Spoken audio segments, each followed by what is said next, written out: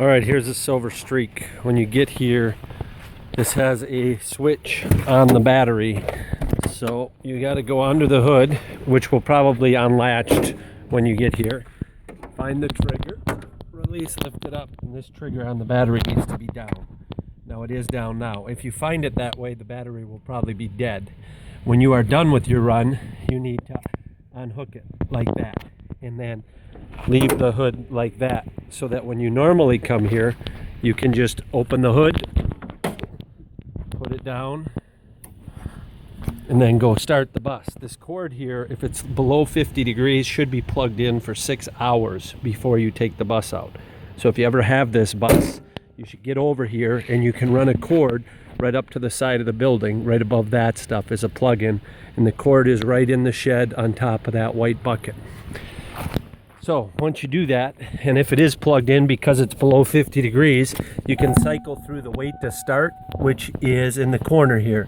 Now it went off because I just washed the bus. So there it is, wait to start, and it goes off quick. But if you do it 3 times, the thing will pop right off, just like that.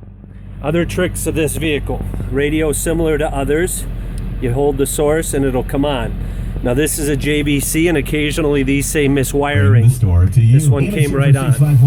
If you ever get the miswiring, the reason the radio is just sitting here is so you can pull the radio out and pull the cord on the back. The big cluster cord, which is the main plug. Just take that out for about 30 seconds and it'll likely work. There's a problem in these faces on these JVCs where they don't always mesh up, so it says miswired. The other place you can look for relief is there's a reset button right there, and there's always a screw or a pin in the cup holder, and you can just put that in there and reset it. But I found that it's easier to reset if you just unplug the back. It'll come on, and when it says miswiring, it usually says it right away. They're going to give you that free in-home estimate. You don't have to go anywhere. They're going to meet anybody's price. And now after you reset it, you can always move the noise to the back by getting it through the cycle to audio, click, fader, and then move it to the back. And that gets the noise away from you. The other thing when you're here you can do, loud is off because it often distorts. But you can go to adjust the levels so that it sounds better at a loud volume. They don't handle a whole lot of bass, but they do handle a little bit of bass. So like check the subwoofer, it's on. And you can listen to it and play with it when you don't have people, but you might even want the sub off. But then you just hit menu and you can turn it up. As you can hear, it distorts when you get up into the mid-40s. So now when we have more people, we can often put these benches in here, and you can put a couple of bodies on here. The way it works best to sit is if you sit facing the aisle, like I'm sitting on the front side of that bench now, and then somebody else could be on the back side of the bench like this, and you can get a few more people in here. One thing you want to avoid is having people lean up on this back door, because number one, it takes 2 spots because you can't use the side benches, and number 2, all you need is this door to open and you just killed a couple people. If you have them in the aisle, there's still room if you put them sideways.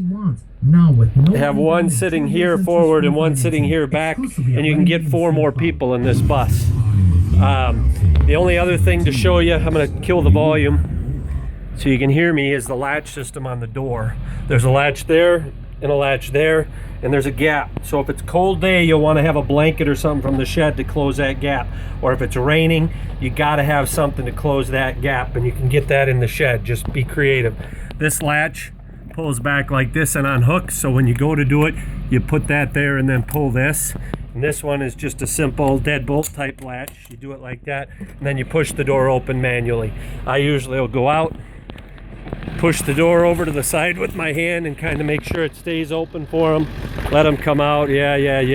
And then when they go out, I go back in and do whatever I got to do in the bus. Usually, I'll clean the cup holders out because there's a boatload of them in here.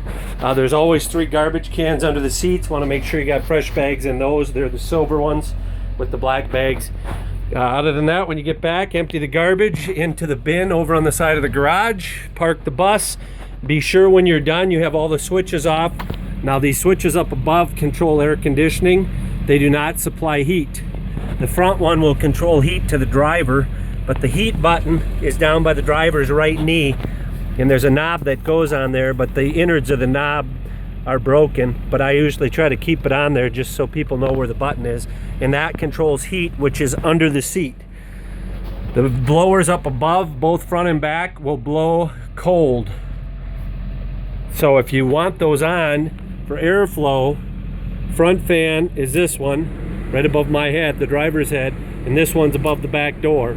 But again, they're only air conditioning. Now the rear one's air doesn't work real well, so it actually blows kind of warmer air. The other way you get airflow in this bus is through the emergency hatch, which you can come and just push up, either both sides up or one side up. Be sure when you're done that you close this, and because if it rains, this lets in a lot of water. That's it. Silver Streak, ready to go. 6-minute tutorial. If you want the karaoke, that's a whole new ball game, but hopefully you'll have no problems.